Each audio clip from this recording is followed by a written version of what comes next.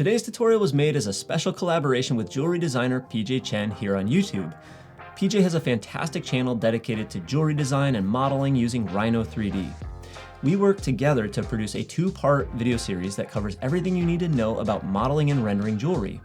On PJ's channel, you'll find part 1 of this tutorial. There, you'll learn about the efficient 3D modeling, stone setting, prong best practices, and the differences between a 3D model for production versus rendering, as well as other valuable tips and tricks. I'll have a link to that video below in the description. In this video, you'll learn everything about rendering jewelry in KeyShot. I'll show you how to control the brightness and color of your metals and gemstones with a flexible and robust workflow. We'll begin with materials, then move through the lighting and render settings, and then we'll finish with post-production to deliver a highly polished rendering. See what I did there? To follow along, you'll want to download the project files, which I've linked down below as well. So let's dive in. I'm gonna begin by importing the ring that PJ modeled for us, and I had her save it out as 2 file formats, as a step file and a Rhino file. This first one is the step file, and I'll take the default import settings with a tessellation of 0.3. The reason I had her save it as 2 different file formats is so we could compare and contrast the differences of working with a 3DM versus a step file.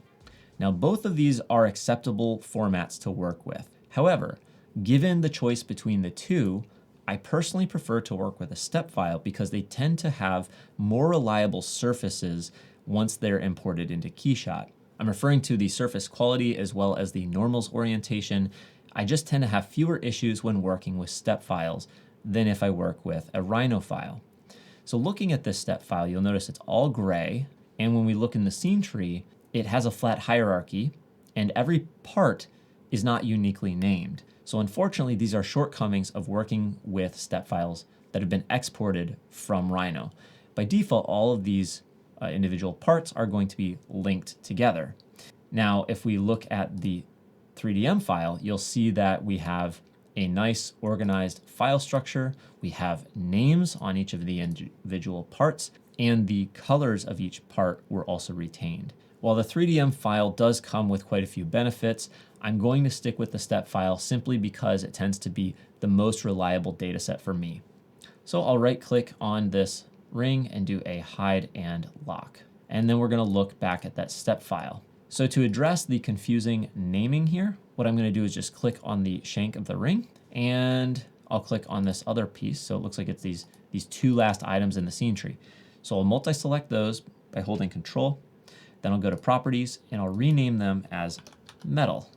And then the rest of these, I believe, should just be diamonds. So I'm gonna call them Diamond. While these diamonds are selected, I'm gonna right click and go to Material, Isolate Materials to Selection. This is going to ensure that they remain linked to each other, but they're no longer linked to the metal. So if we put a material on the metal, it won't change everything in the scene. Speaking of which, before we change the materials here, I want to decide if I'm gonna be in GPU mode or CPU mode for the rest of this tutorial. Sometimes when you swap between those 2 modes, your materials and lighting can change a little bit in KeyShot, so I recommend choosing early on which one you're gonna stick with.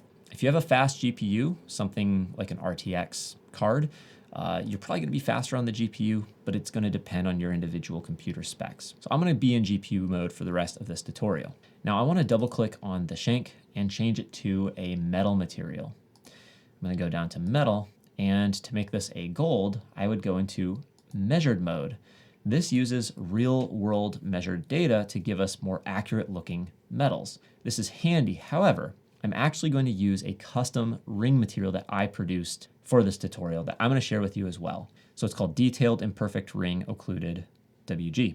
Now there's a few reasons why I've done this. I want you to look specifically at the crevices between all these diamonds when I apply this new material. You'll notice that those reflections kind of went away. I'm going to show you what makes this material special and how you can modify it to meet your needs. So I'm going to go into the material graph. So first of all, if we were to get close enough to this model, we would see some slight surface imperfections. This little wavy surface here is caused by this noise fractal texture. I can hit C to preview that. It gives us a little bit of a bump because nothing's perfectly smooth in the real world. I also have scratches on the surface. Very, very, very small, very, very fine scratches. And then we also have some roughness going on, and it's controlled by this granite material. this uneven granite texture gives us a little bit of surface roughness. The other thing that we have is occlusion. So when I look at this occlusion here and I preview it with C, you can see all the white areas are occluded and the black areas are not. Imagine taking a polishing cloth to this ring. It wouldn't get inside all these little crevices. So for that reason, it's going to be a little bit more rough in those crevices.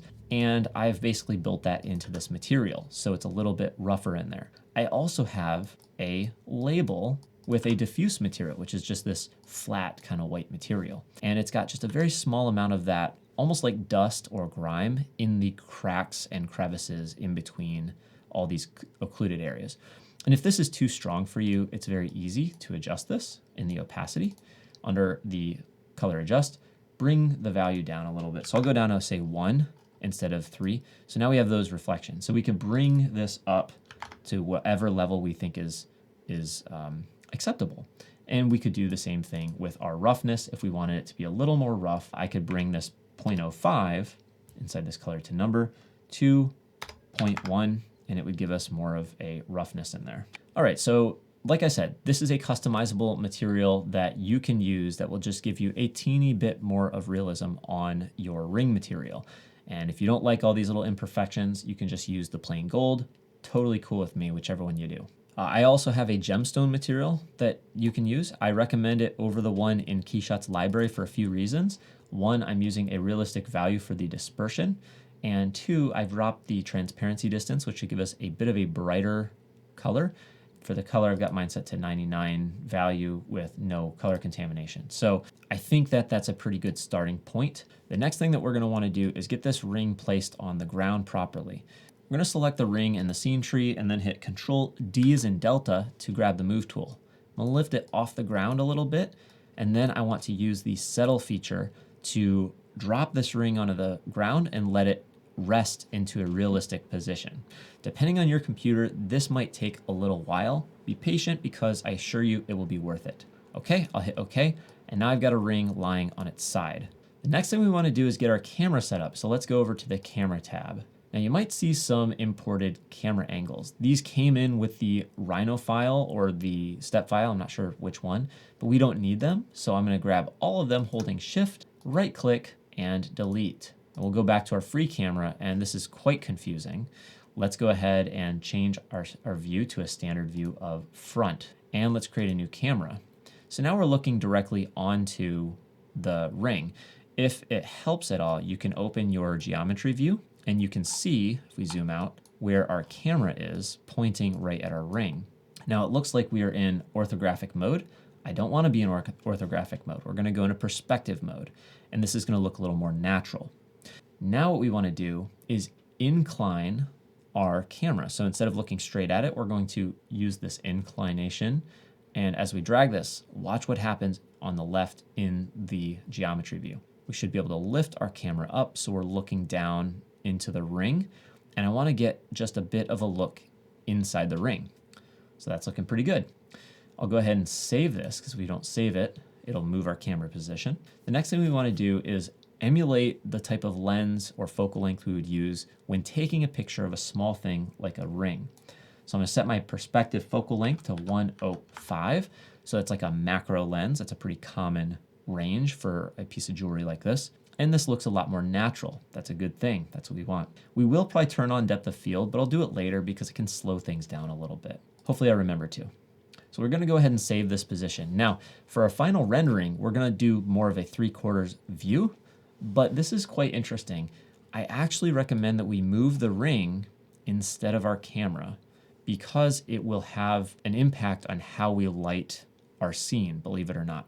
So what I'm going to do in the geometry view is I'll go to top view, and then I want to select the ring. So I'll go to the scene tree, and inside here, I'm going to select the top level. And then in the geometry view, I'll right click and say move selection. So now I have the move tool, and what I want to do is basically just rotate it a little bit. And if we look here, it is set to local. We want it to set to global axis so that our ring doesn't end up getting rotated off axis. So we'll go to global, and now we can rotate this around, and it's going to still stay positioned on the ground as we want. So I'm trying to find a position that looks good. And what I want to do is show off the side of the ring a little bit. Ideally, I don't want to see these holes that we have behind our gemstones. Those holes are important for letting light in, but they're not the most attractive. So I'm going to kind of strategically hide that behind this part of the ring here. And I think that looks pretty good. I'll go ahead and hit OK. And then we'll go back to our camera and drop that inclination just a little bit so we can kind of hide that little hole that we have right in there. And then I think something like that looks pretty good. All right, we'll go ahead and save that. We also want to position it so we're a little bit filling our frame a little bit more. So if you ever need a guide, you can go and turn on halves. Then we can scroll in with our mouse wheel to get a little bit closer.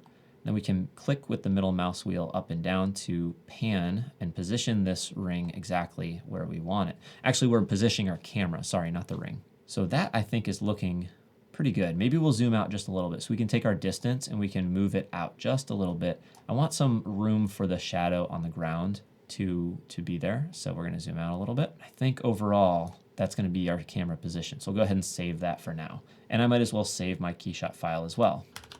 All right, so I'm going to go ahead and get rid of those camera guides. And the next step that we have is to make sure that our real-time render settings are correct. Do you see how dark our diamonds look? We're going to go to our lighting tab and we're going to move into product mode. And immediately this thing comes to life with very little work. And the reason is because we've added this thing called ray bounces. We have a bunch more ray bounces now. We also have global illumination enabled, which is going to help with this bounced light. It's just going to look really, really nice. The last thing we need to do is turn on caustics, which will give these diamonds the ability to sparkle on the ground and look really, really nice. So this is looking pretty good already with just a very basic HDRI, but we're going to be customizing our lighting to make this look good. And the next step is to do some tone mapping to address these ugly highlights. Let's go to our image tab and we're going to create a new image style by pressing this button here, create default basic image style.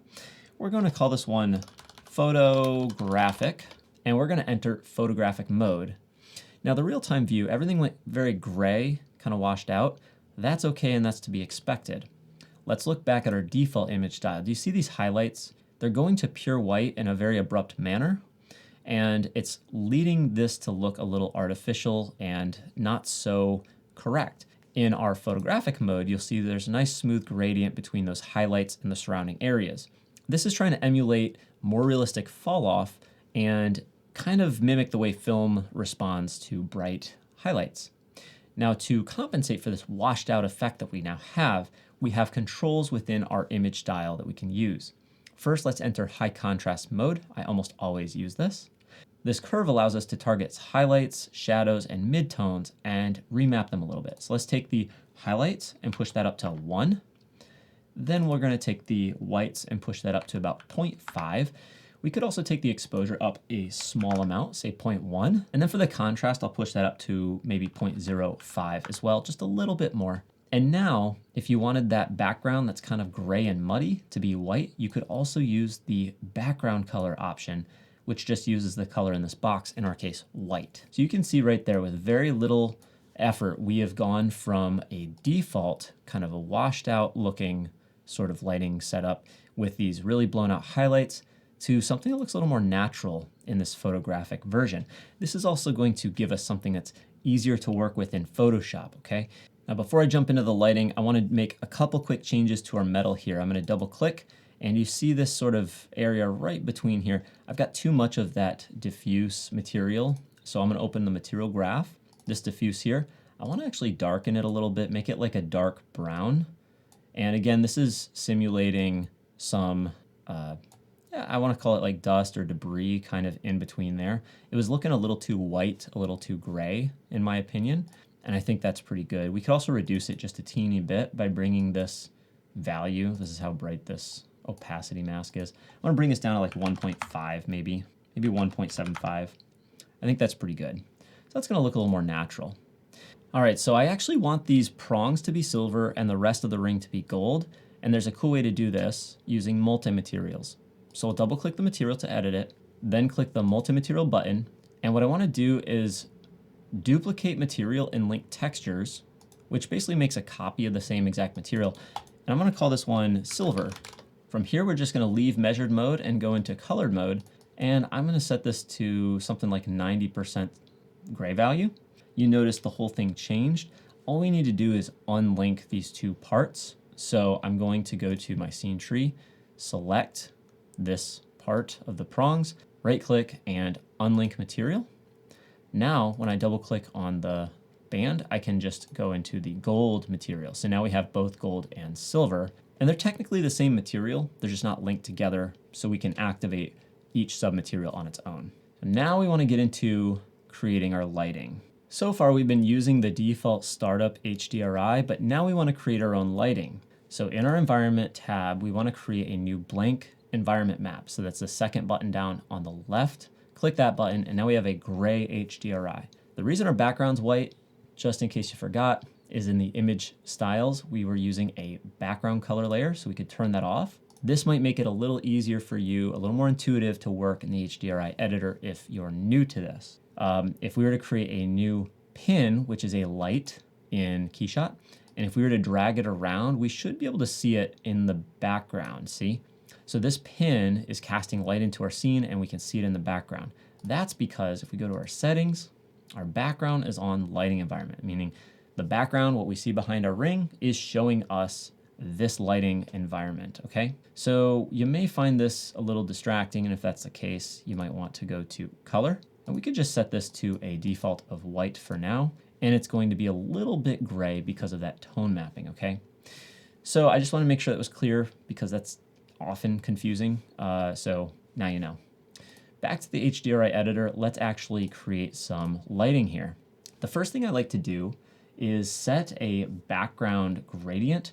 So in our background mode, we can choose gradient. This allows us to fade from white to black or whatever colors we want. I find that typically going from white to black to white is helpful, so I can add a color stop by either pressing the Add Stop button or just double clicking on this gradient. Now if I click within that black dot, I should be able to change the color using the color picker to white or something similar, and I can move this black streak or sort of gradient around. And then we can shape the actual size and positioning of this, the way it looks, by dragging these little triangles. These triangles are going to control how quickly we fade between these two colors, and you're just going to have to move those around to get a feeling for what looks good. And when you click on a different color stop, you're going to have different triangles as well. So you can use the triangles from both directions to really shape those highlights as you need them to.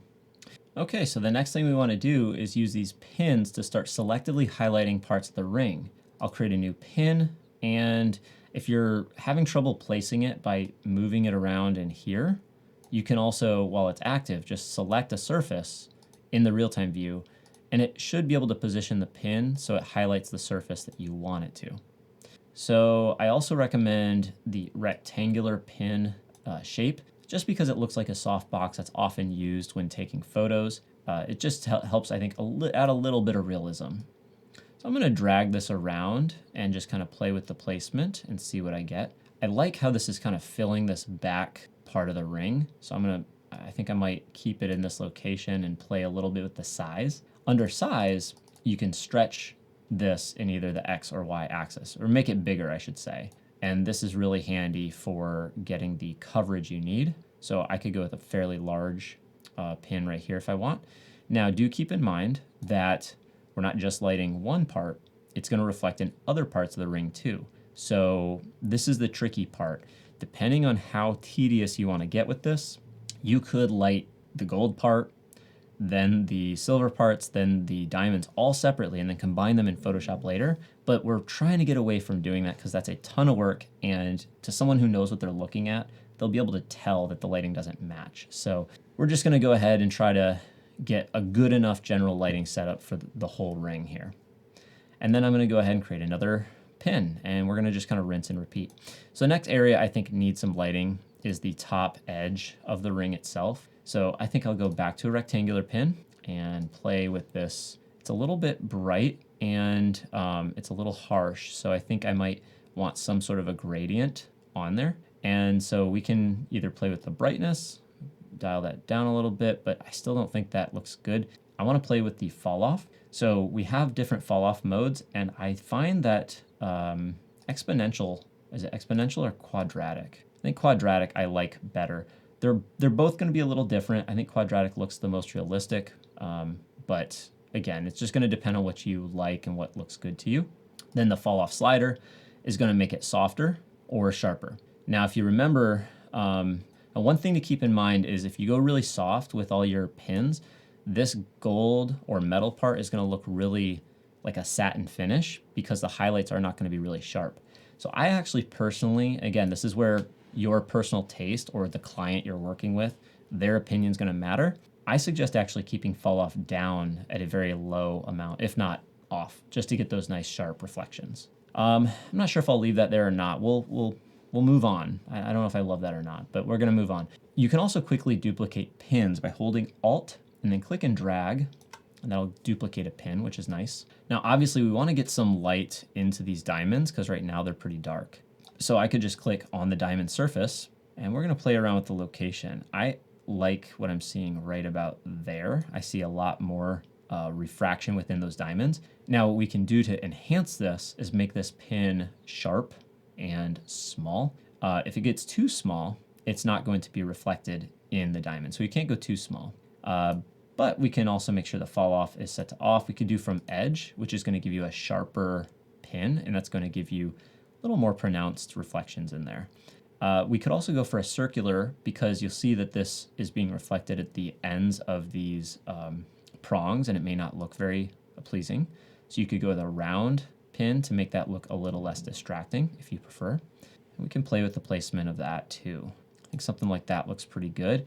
And if that sharp edge is not your thing, of course, you could bring in some fall off and then go a little bit bigger with it.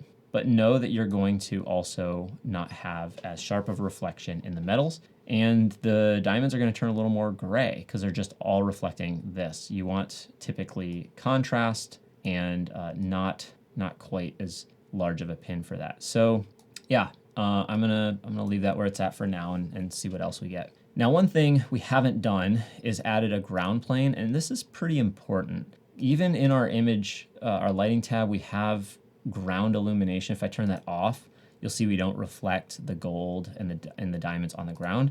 But I actually like to add a physical ground plane because it will bounce light in a different way. I'll go Edit, Add Geometry, Add Ground Plane. We're going to double click that ground plane, change it from ground to diffuse, and we're going to change it from gray to white.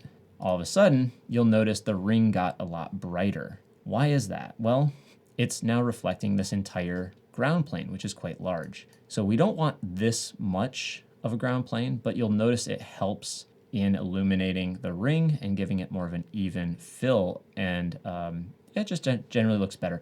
And you can see the bottom of the prongs are reflecting the ground plane, and it just looks more natural. We'll go select it in the scene tree, go to position. I'll go to 0.5, maybe a little smaller, 0.25. And so I'm going to right click in the geometry view, do move. And this allows us to kind of position this around. So you'll notice as I move it back away, we're reflecting less of that plane. If I bring it forward, we're getting more of that reflection in the diamond itself. So it really just depends on how much of that you want. I'm going to stretch this out so it fills the background. And then I'm just going to move it back a little bit. And by making this plane a little bit smaller, we're allowing some of the dark environment to still reflect in other parts of the jewelry. We also might want to watch our edges. So the gold itself is kind of blending into this gray background. You got to be careful about that. And there are some ways to address that. We'll see if we can in the HDRI. So one example that we haven't done yet is to create a black pin. So we can go and create a new pin, set its color to black, but then we need to change its blend mode to alpha, to stand on top of everything else. Then if I want this on the edge of the ring, I could click here to position it, and you can see we're now reflecting this black pin. And my hope was to get it closer to the side of there, but we may not really be able to, given that the plane, the ground plane is right there. So you're gonna have trade-offs when it comes to working with a ground plane versus without one. It really just depends on what you want. Even placing this pin here, you can see I get a bit of a gradient on the edge of the ring, which, yeah, if you want it, great. If not, then you don't. But the point is we should be able to use these black pins to our advantage just as much as the white pins. We also, if you look in the diamonds, if I position this closer to where I have the other pin going into the diamonds, we also get more contrast in the diamond itself. So this can also be a very helpful thing. And I'm looking at this point now to use black pins to separate the jewelry from the background. So I don't know if I could get a little bit of this kind of glancing off the top part of it. So like right there, you can see I get a little sliver of this black around the back sides, but I don't want to cover the pin that's illuminating the shank. So you can try stuff like a half pin, which will cut this in half. Maybe I rotate it with the angle. Let's try rotating it. So here I'm using just a teeny bit of it, and I can toggle it on and off and see without it. And with it, I get just a little bit more definition. It also can be helpful to go into a rectangle pin and then just make it really skinny by taking one of these values down. So I'll just increase the Y value. So it's a long, skinny pin. And now I can position this wherever I want, and it can add a little bit of dark contrast in the overall thing. So it's going to be a lot of playing around at this point. Like I said before, there is no right or wrong way to do this. So I think this is looking pretty good, but what I want to do is maybe get a little bit more light right into those diamonds. So this is the pin. If you look at the reflection on the silver part, it's not super bright. So what I might want to do is take this and either change the fall off mode, which I might go to quadratic, and then I might make it brighter. Let me try 1.2. So I want to go to pretty much a pure white. So I think we're looking pretty good at this point. Now you can keep adding pins. There is no magic number of pins, but I wanted to prove that you could get a decent looking result without going overboard, without adding tons of pins. Now there is something else I want to address, is this top pin. Maybe a little bright because I'm seeing it on the silver portions. It looks like it's maybe a little too bright. So I might back down on that brightness just a little bit. And I think that's looking a little bit better, although the whole thing looks a little dark as a result of that. So maybe I'll just, maybe I'll bring that back up to 1. I think I like the look of that better. The other thing before I forget, and take our ray bounces from 14 up a little bit. So see, these diamonds have some dark areas. If we take this up to 36, we should get a little bit more brightness in here, more bounces. That's going to help bring these to life a little better. The other thing is that I'm thinking that the silver that I set, I kind of chose an arbitrary color at 90%. I'm not entirely sure what it should be, but it's looking a little bit bright to my eyes. So I'm just going to drop that down a little bit, and that's going to allow me to get a little bit more aggressive with my highlights without it blowing out. So I'm going to drop that down to about 80%. I think that looks pretty good there. And I'm just checking to make sure if there's anything else I want to do before we go into rendering. I might try to see if I can get a little more light in some of these diamonds down here on the left. So if I go into my environment, let's create one more pin. Let me click on one of these little diamonds on the side. Now the tricky thing here is because the ground plane, believe it or not, is actually blocking any light that's coming up from underneath the horizon line here. So that's where having a ground plane can be a little bit challenging. So if I go ahead and turn off the ground plane, you'll see what I mean. The lighting changes very drastically.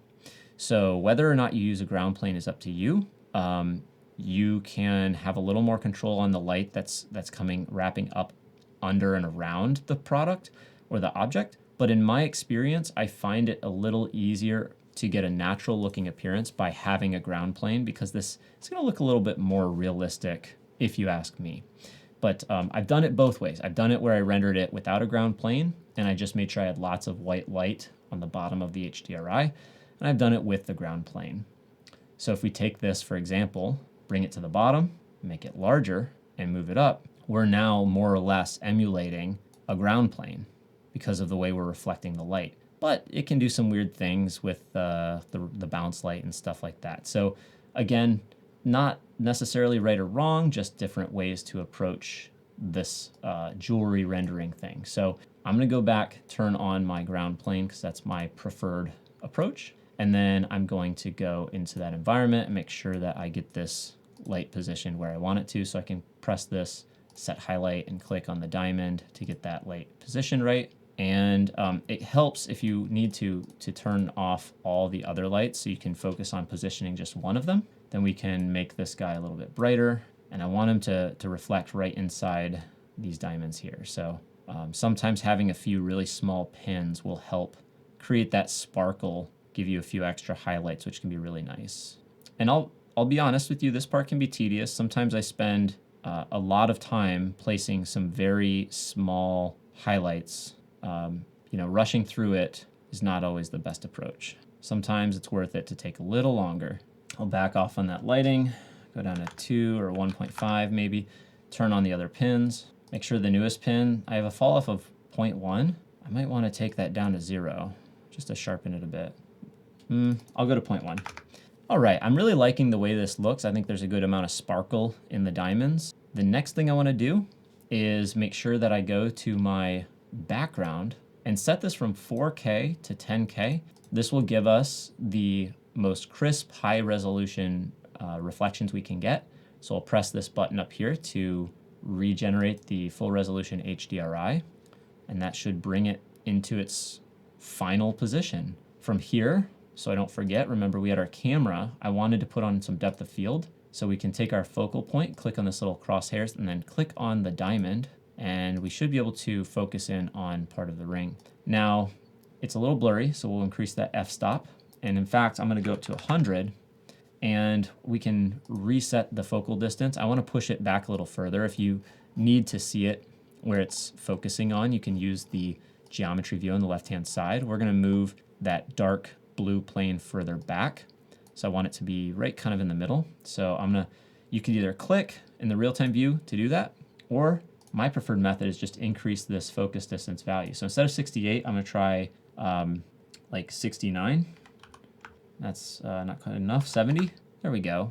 And then what I wanna do is open this f-stop. The highest I can go in KeyShot is 256, unfortunately. It's a little blurrier than I would personally like it to be. So if you're going for the traditional jewelry focus stacked effect where you have no depth of field, you can render it with that off, and you can just manually blur this a little bit by hand or use a depth pass. But I think it's a hard choice. I like it with the depth of field though, so I think I'm gonna leave it on. It's up to you though. So with that, I think we're looking pretty good. It is time to save that camera. Now before we go to render, a very important step is to add each material to its own render layer. So I'm gonna take the diamonds, select all those holding shift, then go to right click, go down to render layers, add to new layer. Go to your properties, and you'll see there's a new render layer. Let's click it to rename it. I'll call it diamond. And then we wanna click on the next part, which is the silver metal. So the prongs, I'm gonna go to render layer and add to new layer, and then we'll call this prong. And then I will grab the last part and I'll call this Shank or whatever, band, whatever you want to call it. And now that we've added each of the parts of our ring to its own render layer, we're actually going to get these on individual passes or layers inside of Photoshop. If you want to be extra cautious, you could add the ground plane to its own as well, although I don't typically do this. I think it doesn't hurt to do that. And at this point, we have all of our render layers set up. So it's time to move on to render settings. So inside our render settings here, all I want to do is render out a Photoshop 16-bit document. This is very important because it's going to give us plenty of dynamic range and allow us to control the highlights, the shadows, the midtones without degrading the image at all. I also want this to include alpha transparency, and I'm going to render this at 1920 by 1920. I think that's good enough resolution for me.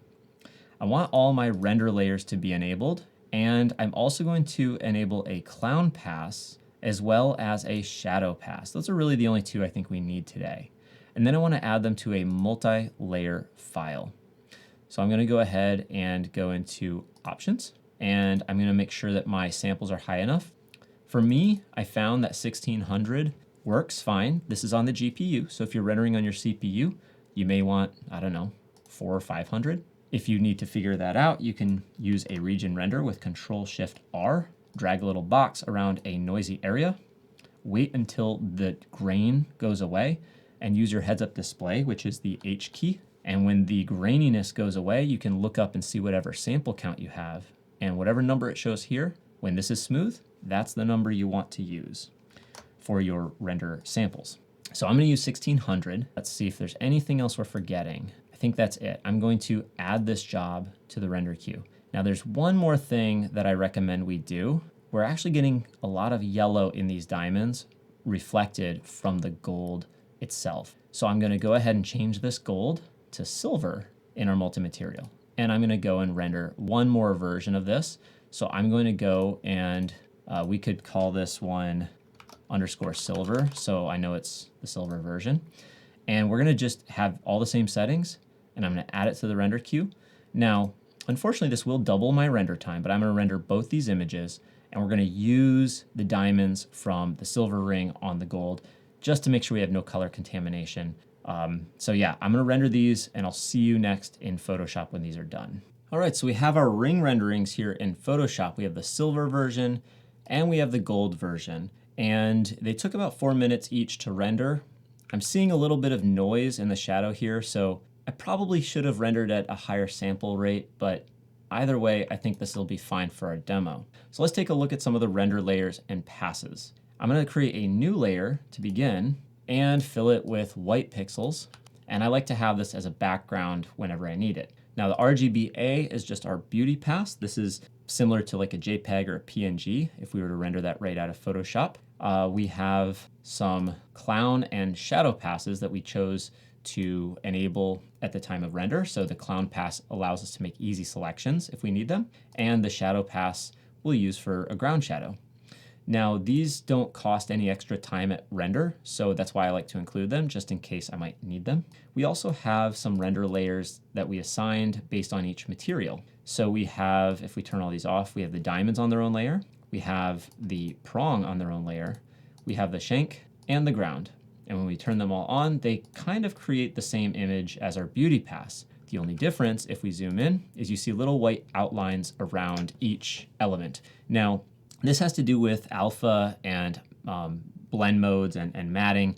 It gets beyond the scope of this tutorial, a little bit technical, but here's what we're going to do to resolve these white outlines.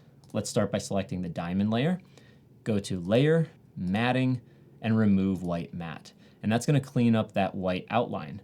I'm going to repeat that process on each one of these until we don't have any more outlines. Layer, Matting, remove White Matte. And I'll do it on the ground too. Now we don't typically, or at least I don't typically use the ground here. So I'm actually going to turn that one off. I probably won't end up using it. Let's turn off our render passes for now. And we'll start off just with the shadow pass. So I'll turn off the clown. And the way that I like to use the shadow pass is to just for a subtle ground shadow. So we're going to hit Control L to bring up my levels, and I want to click the white eyedropper, and I'm going to click somewhere outside here on the shadow pass. And I basically want to move it closer and closer so my shadow is more or less contained on the page underneath the ring. Something like that looks good to me. And then I'll go ahead and hit OK. I also want to take the opacity of this down significantly. So I'm going to drop this down maybe about 30–40%. I just want a very subtle shadow underneath there. I think that looks pretty good. So 40% works for me. Now the next thing I want to do is actually grab the diamonds from the white ring. And I'll show you why in a second.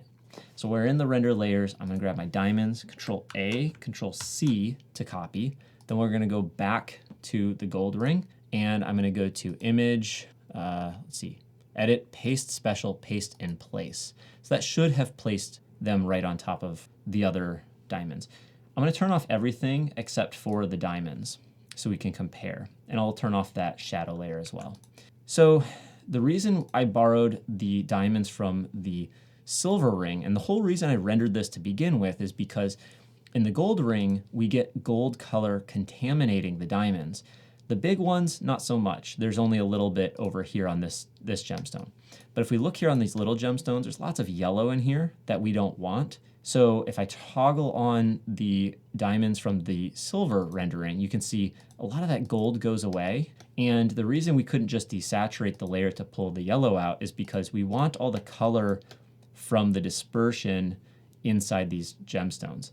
So we're basically going to get rid of the yellow diamond layer or just not use it. I'll just pull it down to the bottom because I don't want to use it. And we're going to use the diamonds, and I'll call this diamond, from the silver ring. I'm going to turn on the prong and the shank so we have the rest of our ring. The next thing I want to do is do some adjusting on the actual color and exposure of the diamonds, because right now they look a little bit too dull. They're not as bright as we want. So with our diamond layer selected, I want to create a new adjustment layer. So I'm going to go down and choose curves.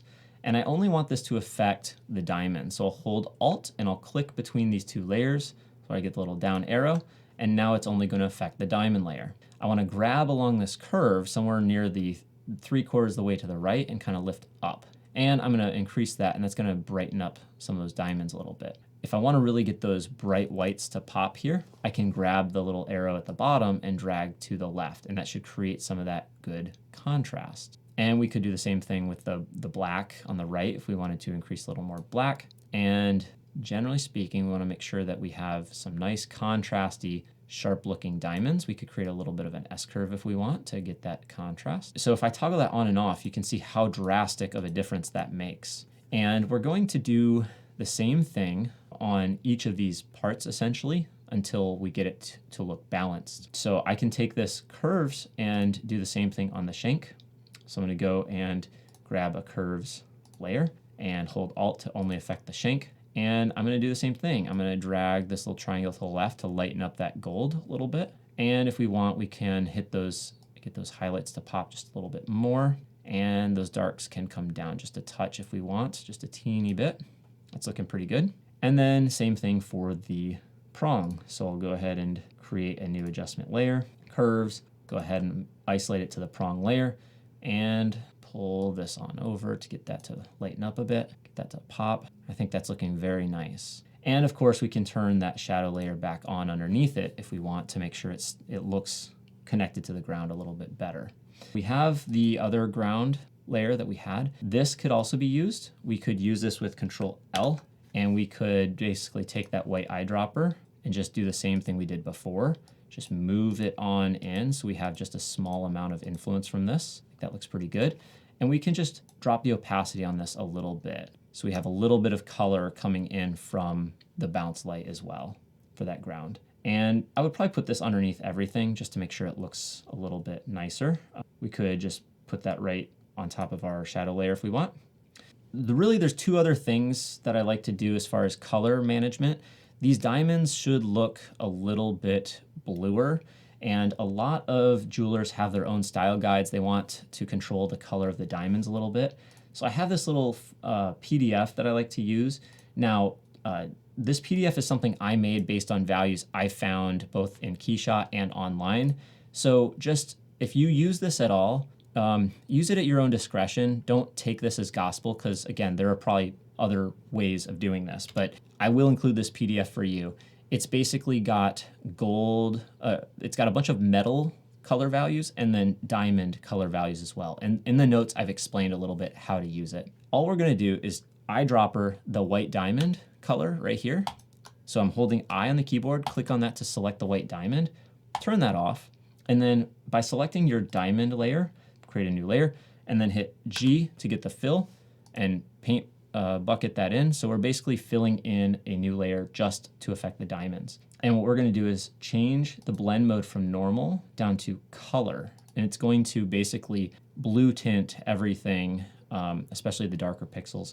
And then we're going to go to the opacity and set this very low to like 15. So when I toggle this on and off, I want you to see it's a very subtle difference, but it's just enough for the diamonds to look a little more white and less brown, if that makes sense, from all the dispersion in there. And then I like to do some color correction on this gold. Even though this is the gold that KeyShot said was correct, also I'm not a big color expert, but I do believe this gold tends to look a little bit less, it looks more yellow than it should. I think it should look a little more brown. Again, a little orangey. If you disagree with me, that's totally cool. But I'm gonna go ahead and suggest that we do a color balance here. And all I like to do is take the midtones and boost the red a little bit. So I'm gonna hold shift and scroll up with my mouse wheel, and that's gonna add 10% of red to the midtones And in the shadows, I'm going to do the same thing. And that's looking a little bit much. So I'm also going to select the shank and do another adjustment layer. And it's going to be vibrance. And then what I want to do is take that saturation and holding shift and just scrolling down 10%. So I'm desaturating it a teeny bit and I'm adding a little more orange. And if that looks too orange to you, that's totally cool. You can go in and make those adjustments as you see fit. But I thought that worked pretty well. Maybe if you want, I could back this off a few notches so we have not quite so much red in there. So the last step I like to take is to collapse all these layers into one. So Control-Alt-Shift-E should create a flattened version of this. And I usually go to Filter, and I like to go down to Sharpen and Unsharp Mask. And this is a little bit much. I don't like to go quite too sharp with it. You can kind of toggle this on and off. And I like to sharpen it just a teeny bit to give it that extra little pop. And right there, if we zoom on out, that's our final ring rendering. At this point, I would like to export as just a JPEG. And there you have it. I hope you enjoyed today's tutorial. Drop a comment down below if you have any questions. And I want to offer a big thank you to PJ for collaborating and providing us with this awesome 3D model to learn with. And if you haven't already, be sure to check out PJ's channel. And if you're a Rhino user or a jewelry designer, then you absolutely need to subscribe to her channel today. Hope you enjoyed this again, and until next time, happy rendering.